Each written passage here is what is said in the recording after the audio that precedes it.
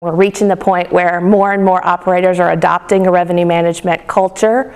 It seems to be the way of our industry. I think that the three, you can either view them as critical success factors or things that really make you miss the mark, are not having an executive level sponsor to champion the cause.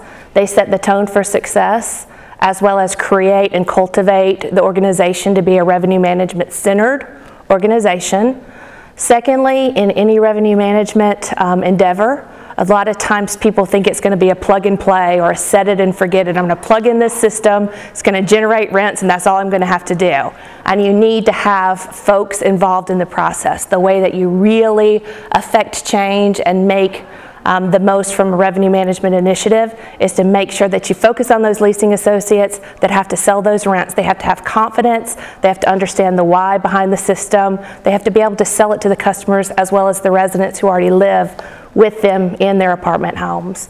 And then lastly, I think you cannot have competing objectives. A lot of organizations talk about revenue being the king, but then they also drive towards occupancy. And so if the site teams are told to hold a certain level of occupancy, but still drive rent growth, that's a competing objective. You have to have complementary objectives for your on-site team so that there is no room for confusion.